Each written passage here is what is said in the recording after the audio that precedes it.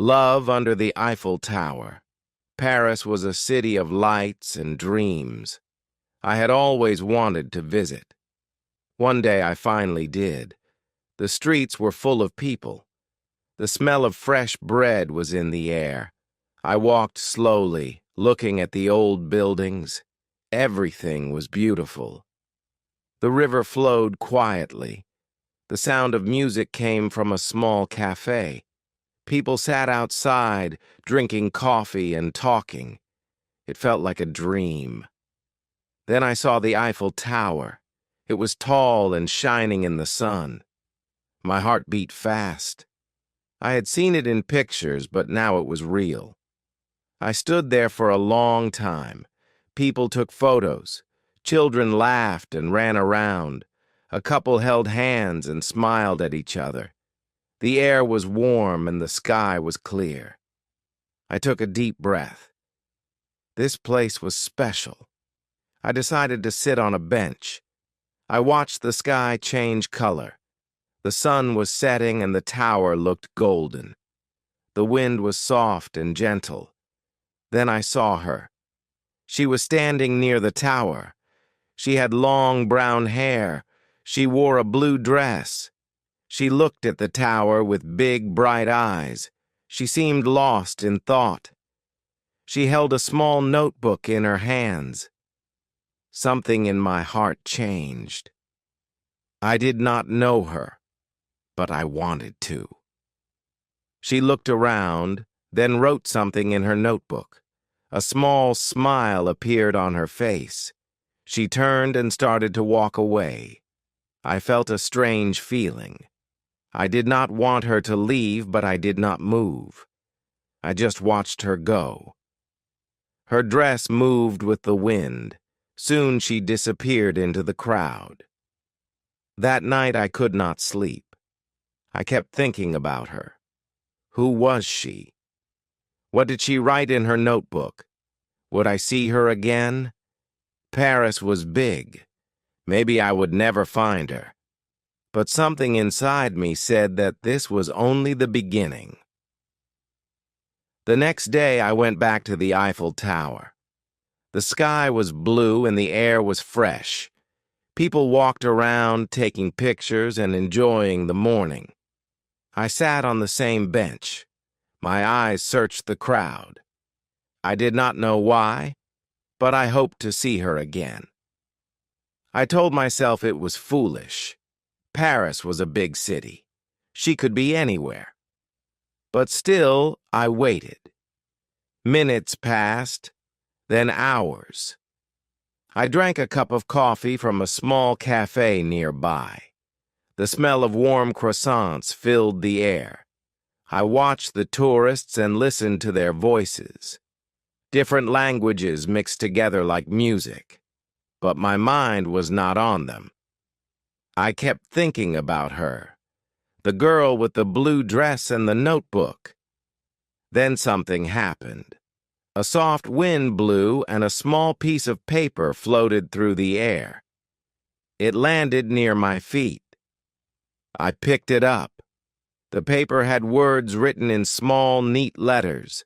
It was a poem. The words were simple but beautiful. They spoke of love, dreams, and the magic of Paris.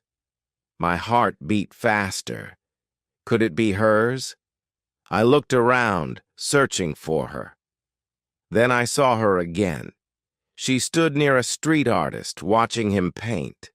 Her long brown hair moved with the wind. She smiled as she looked at the painting. My hands held the paper tightly. I wanted to go to her to ask about the poem, but I hesitated. What if it was not hers? What if she thought I was strange? She turned to leave. My heart told me to follow. I stood up, but my legs felt heavy. I took a deep breath and stepped forward. The crowd was thick and I lost sight of her for a moment. My eyes moved quickly, searching. Then I saw her walking down a small street. I did not want to lose her again. I followed at a distance. The street was quiet. lined with old bookshops and cafes. She stopped in front of a bookstore. The sign above the door was old and beautiful. She stepped inside. I stood outside for a moment. My hands were shaking. Should I go in? Should I speak to her? I did not know what to do, but something told me this was my chance. I took a deep breath and stepped inside the bookstore. The smell of old paper and fresh coffee filled the air. The shop was small but full of books. Shelves reached the ceiling, packed with stories from all over the world. The light was soft and quiet music played in the background. A few people stood between the shelves, reading. I looked around, searching for her. She was near the back of the shop, holding a book. Her fingers traced the cover gently. She looked peaceful, lost in the world of words. I hesitated. What would I say? My heart was beating fast. I held the small piece of paper in my hand. I wanted to ask her about the poem. Was it hers? Did she write it? I took a step closer. My shoes made a soft sound on the wooden floor. She turned slightly, and for a second, our eyes met. Her eyes were deep and warm, full of curiosity. I felt my breath catch. She gave a small smile, then looked back at her book. My chance was slipping away. I had to do something. I walked to a shelf near her and picked up a book. I pretended to read, but my mind was not on the words. I glanced at her again. She turned the page, completely focused. The light from the window touched her face. She looked like a painting, like something out of a dream. Then she moved. She put the book back on the shelf and walked to the counter. My heart raced. If I did not act now, she would leave again. I gathered my courage and followed her. She handed her book to the cashier. As she waited, I stepped beside her. My hands felt sweaty, but I held out the piece of paper. "Excuse me?" I said, my voice shaking slightly. "I found this near the Eiffel Tower. Is it yours?" She looked at the paper, then at me. For a moment she said nothing. Then she took it gently and read the words. A small smile appeared on her lips. "Yes," she said softly, "it's mine." Her voice was like music. I felt a wave of relief and excitement. "You write beautifully," I said. She looked surprised, then laughed a little. "Thank you," she said. "I love writing." She put the paper in her notebook. "I thought I lost this." Her eyes met mine again. There was something in them. Kindness, curiosity, maybe even fate. She picked up her book and turned to leave. My heart panicked. I could not let her go again. "Wait," I said quickly. "Would you like to have coffee with me?" The words came out before I could stop them. She looked at me for a moment, then smiled. "Okay," she said. And just like that, everything changed. We walked to a small cafe near the bookstore. The air smelled of fresh coffee and sweet pastries. The place was quiet, with only a few people inside. The chairs were old, but comfortable.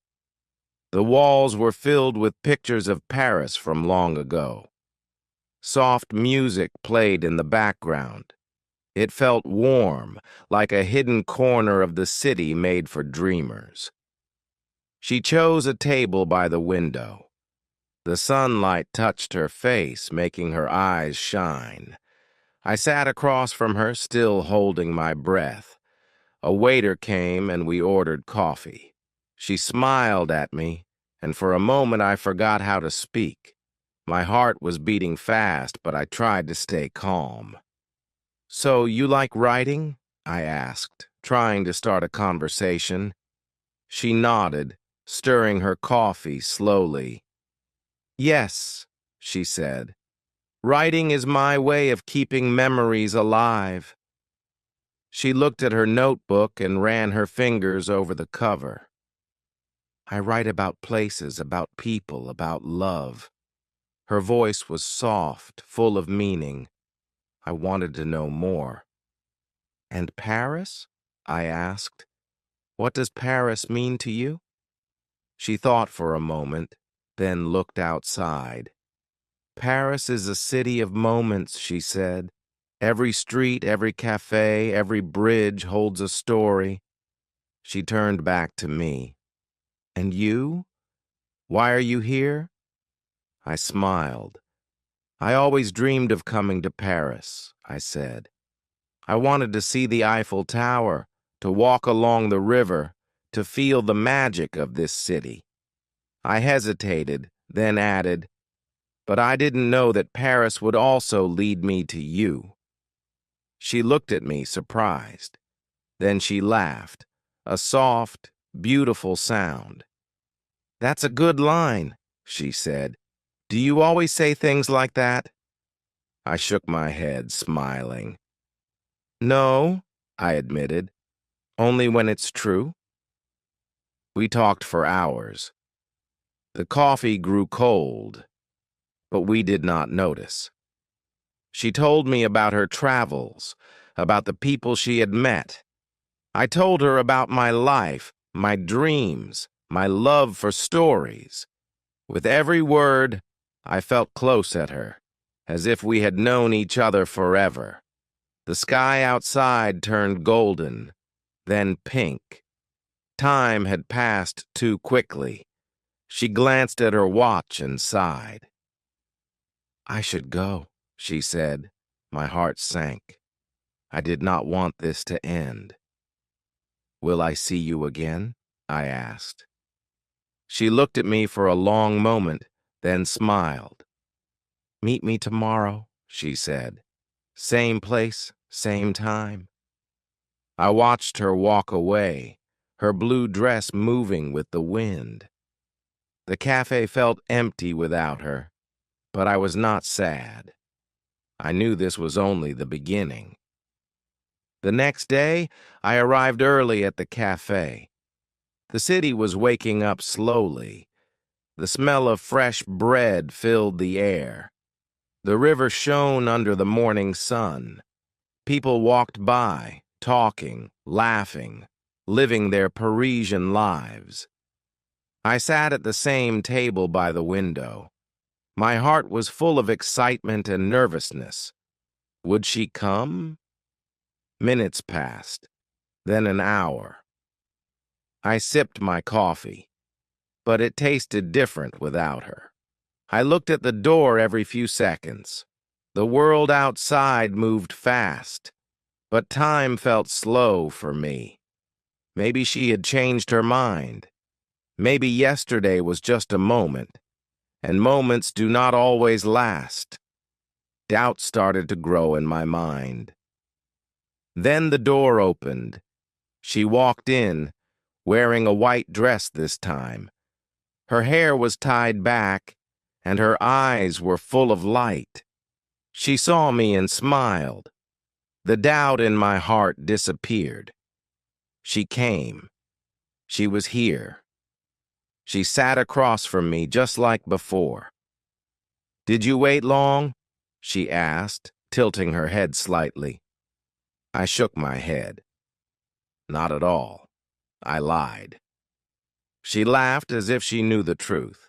The waiter came and we ordered coffee again. This time, I did not feel nervous.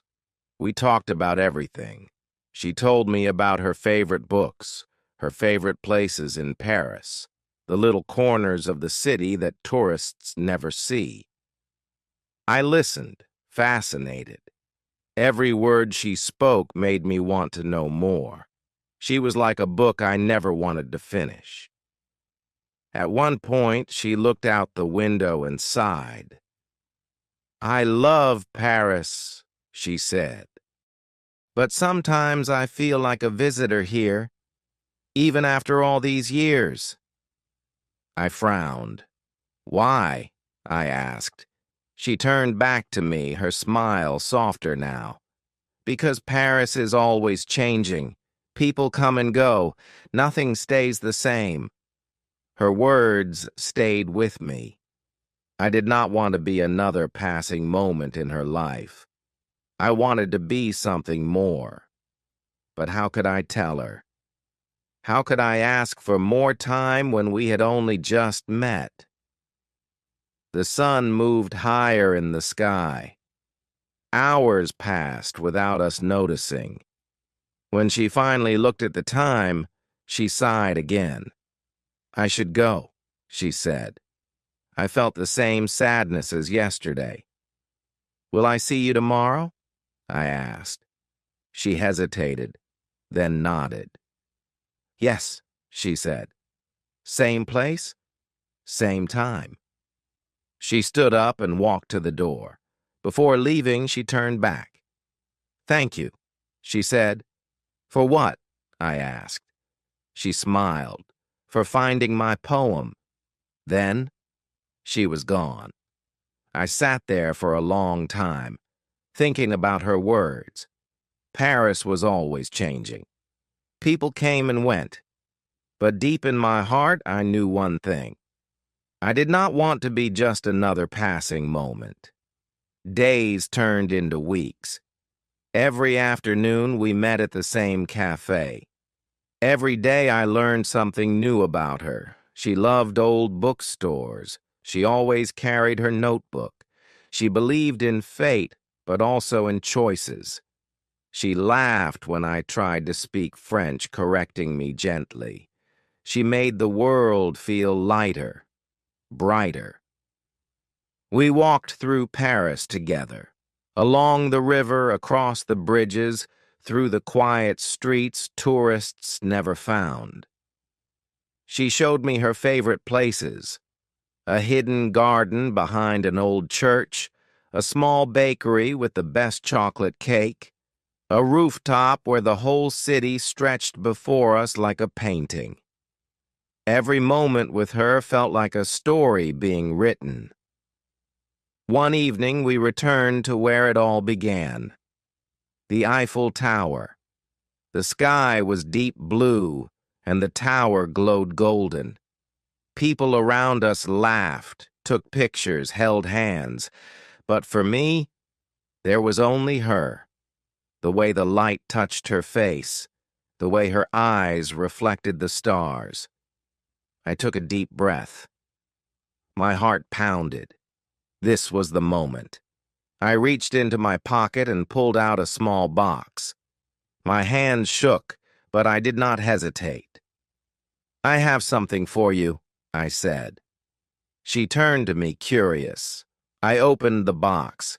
Inside was a simple ring, shining under the tower's lights. Her eyes widened. She covered her mouth with her hands. "I found something in Paris," I said softly, "something I never expected. I found you, and I don't want to lose you." I knelt down. "Will you marry me?" The world around us disappeared. There was only silence, only her. For a moment she did not move. Then tears filled her eyes. A slow, beautiful smile spread across her face. "Yes," she whispered. 1,000 times yes. Applause rose around us. Strangers cheered. Cameras flashed, but all I saw was her. I stood up, slipping the ring onto her finger. She threw her arms around me, and I held her close. The city of lights had given me something more than a dream. It had given me love. As we stood under the Eiffel Tower, I knew this was not the end of the story. It was only the beginning.